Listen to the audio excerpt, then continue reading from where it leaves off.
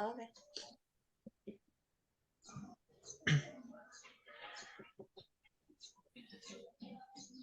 Assalamualaikum warahmatullahi wabarakatuh. Waalaikumsalam warahmatullahi Waalaikumsalam wabarakatuh. warahmatullahi wabarakatuh. Alhamdulillahirabbil alamin. Wassalatu wassalamu ala asrofil anbiya'i wal mursalin wa ala alihi wa sahbihi walillahi ajmain. Puji dan syukur marilah kita mengaturkan kepada Allah Subhanahu wa taala yang telah memberikan kita rahmat dan nikmatnya sehingga kita dapat berkumpul di perkuliahan pada Zoom meeting pagi hari ini.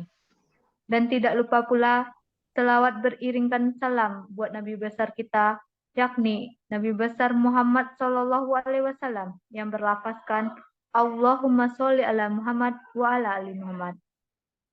Baiklah, pada perkuliahan penulisan karya ilmiah pada pertemuan 3 pagi hari ini bersama dosen pengampu kita, Ibu Maisri Lina SPD MPD.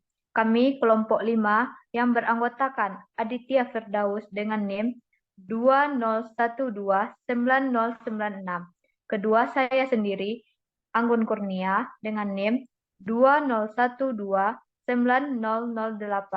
Yang ketiga, Gelva Wiristi dengan NIM 20129283.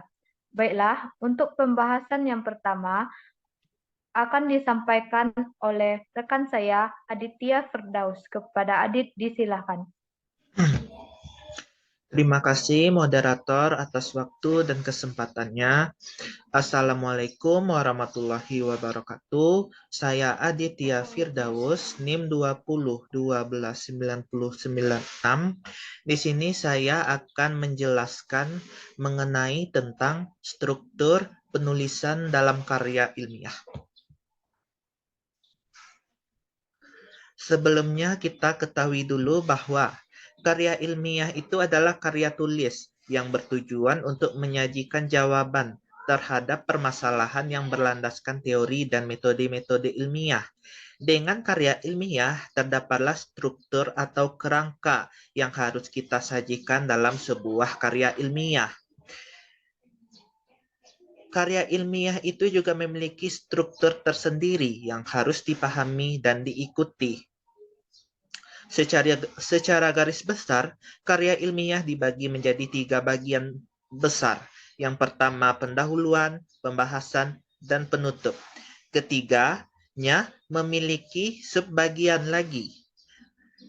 Bagian-bagian tersebut memiliki sub-subnya lagi yang harus kita pahami, mulai dari latar belakang, teori, metode yang digunakan beserta hasilnya.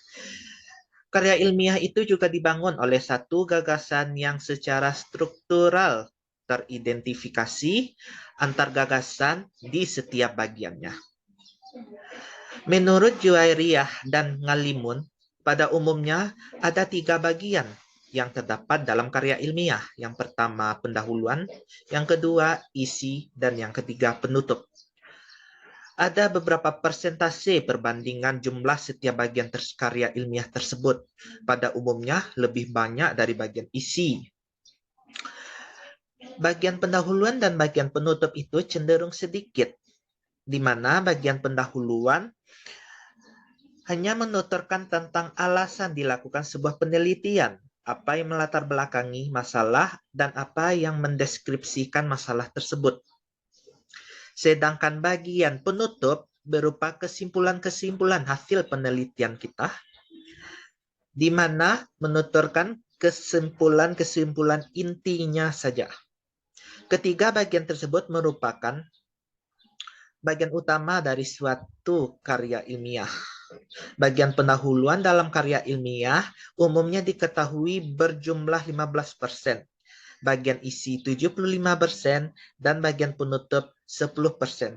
Dilihat dari persentase struktur penulisan karya ilmiah yang paling sedikit terdapat pada bagian penutup. Itu juga dikemukakan oleh Juwairiyah dan Ngalimun tahun 2014. Yang pertama yang akan saya jelaskan di bagian pendahuluan, yaitu Bagian pendahuluan juga menjelaskan tujuan penelitian sebagai solusi atas masalah yang telah terjadi. Selain itu, ada pula batasan peneliti agar topik penelitian tidak keluar jalur dan tetap berada pada alurnya atau patokannya. Bagian pendahuluan ini juga ada di bagian latar belakang masalah penulisan atau penelitian, diikuti oleh identifikasi masalah, perumusan masalah, tujuan, serta manfaat dilakukan penelitian. Bagian pendahuluan menjadi titik masuk bagi pembaca sehingga disajikan secara baik dan memikat pembaca memahami kedudukan argumen yang akan disajikan. Kalimat-kalimat pada bagian pendahuluan disusun menarik agar pembaca tertarik dan tahu atau maksud dari penulisan tersebut. Hal ini berarti bahwa bagian awal perlu diungkapkan permasalahan dan latar belakang masalah di bagian pendahuluan dari suatu karya ilmiah berfungsi untuk pembaca mempersiapkan dan memahami isi karangan di bagian-bagian selanjutnya. Berada pada dan dikemukakan oleh Juwariah dan Ngalimun tahun 2014.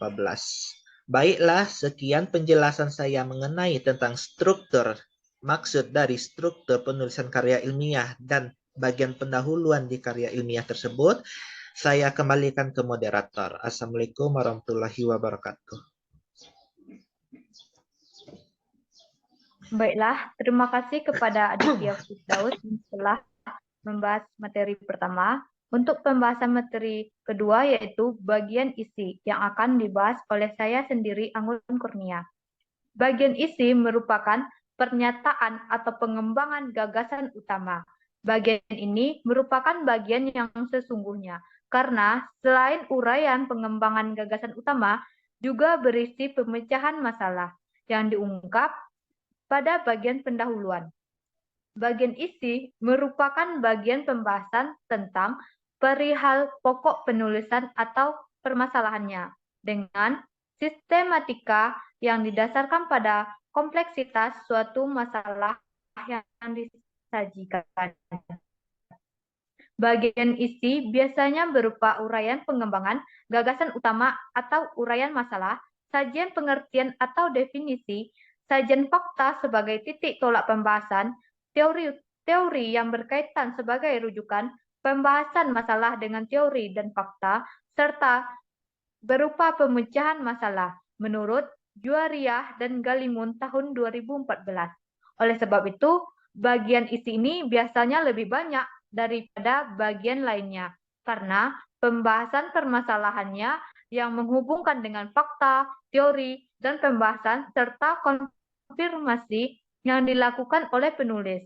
Pembahasan permasalahan dapat dilakukan dengan menetapkan batasan-batasan atas pengertian atau definisi, kemudian mengaitkan antara teori dan fakta dengan masalah sehingga diperlukan bagian yang mengupas persoalan tersebut sebelum dilakukan pembahasan masalah.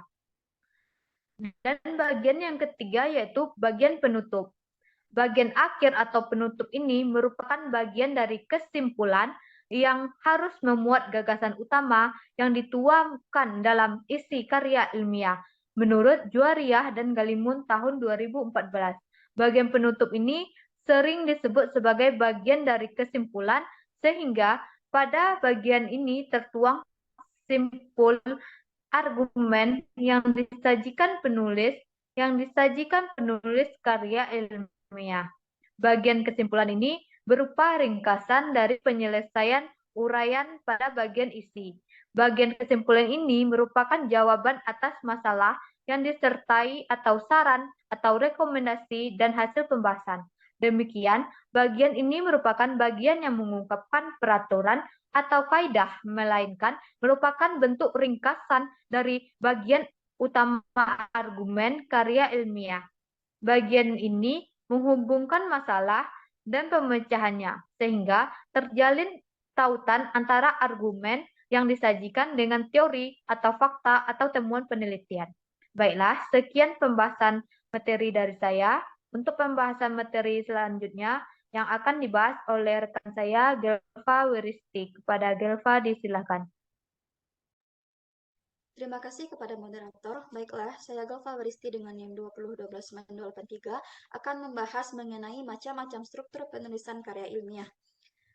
Ragam karya ilmiah yang dikenal dalam dunia akademik cukup banyak. Secara garis besar, karya ilmiah dapat diklarifikasikan menjadi 3 bagian. Yang pertama ada makalah, artikel, yang ketiga ada laporan penelitian. Itu menurut Gani pada tahun 2019. Makalah dapat dibedakan atas makalah tugas perkuliahan dan makalah tugas akhir. Laporan penelitian dapat dibedakan atas skripsi, tesis, disertasi, dan laporan penelitian. Artikel dapat dibedakan atas artikel pada media massa dan artikel pada jurnal ilmiah. Sedangkan manuskrip yang dipresentasikan pada sebuah seminar seringkali mengikuti struktur penulisan artikel yang dipublikasikan pada jurnal ilmiah. Komponen-komponen yang membangun masing-masing jenis karya ilmiah tersebut pada dasarnya sama, yaitu menurut Gani pada tahun 2019. Baiklah, untuk yang pertama mengenai struktur penulisan makalah, ada dibedakan menjadi yang pertama ada sampul atau halaman judul, yang kedua ada abstrak yang bersifat tentatif, yang ketiga ada kata pengantar, kemudian ada daftar isi, daftar tabel yang bersifat tentatif, kemudian ada bab 1 atau bab pendahuluan, di mana bab 1 ini adalah bagian awal yang bersifat pengantar atau mengantarkan pembaca ke permasalahan yang ditulis. Itulah sebabnya bagian ini juga disebut sebagai bab pengajuan masalah atau pengajuan pembukaan. Untuk yang kedua, yaitu pada bab 2 atau disebut juga dengan bab pembahasan, yaitu bagian yang menguraikan isi makalah yang bersangkutan. Pada bagian inilah pokok persoalan sebenarnya dikemukakan atau dibahas oleh penulis. Ada beberapa komponen-komponen subbab pada bab 2 ini, yaitu yang pertama ada hakikat belajar dan pembelajaran, yang kedua ada strategi pembelajaran, ada macam-macam strategi pembelajaran, dan ada pemilihan strategi pembelajaran. Kemudian ada bab 3 atau bab penutup. Pada bab 3 ini bagi beberapa komponen. Yang pertama ada halaman judul yang dimana terdapat pada sampul luar dan sampul dalam. Yang kedua ada pernyataan, ada persembahan, pengesahan pembimbing, pengesahan penguji, abstrak, kata pengantar, ucapan terima kasih yang bersifat tentatif, kemudian ada daftar isi, daftar tabel, daftar gambar, daftar singkatan, daftar lambang yang bersifat tentatif, daftar lampiran, ada bab 1.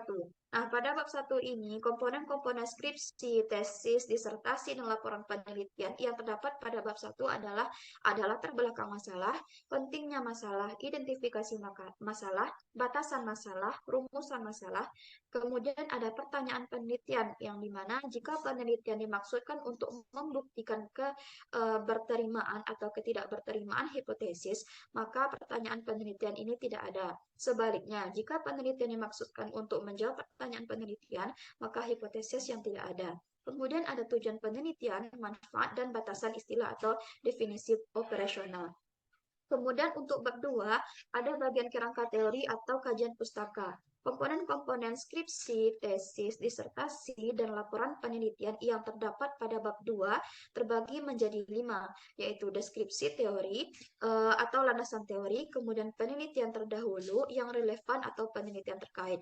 Kemudian ada kerangka berpikir atau landasan konseptual, ada anggapan dasar atau asumsi penelitian kalau ada atau bersifat tentatif. Kemudian ada hipotesis penelitian kalau ada atau bersifat tentatif. Keberadaan dan ketidakberadaan komponen ini sangat ditentukan oleh keberadaan komponen pertanyaan penelitian. Kemudian yang ketiga ada metodologi penelitian.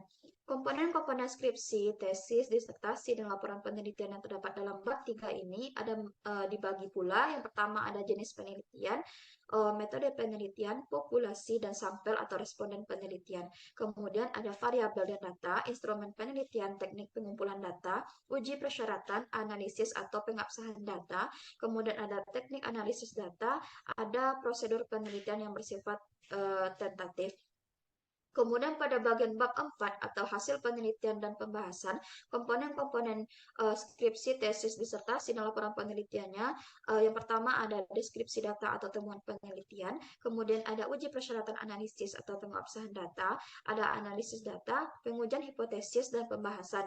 Kemudian terakhir pada bab 5 atau bagian penutupnya, komponen-komponen skripsi, tesis, disertasi, dan laporan penelitian yang terdapat pada bab 5 atau penutup ini terbagi pula menjadi 6, Yang pertama ada simpulan, saran, implikasi atau bersifat tentatif, kemudian keterbatasan, ada daftar kepustakaan, dan yang terakhir ada lampiran. Sekian pembahasan dari saya, selanjutnya saya kembalikan kepada moderator.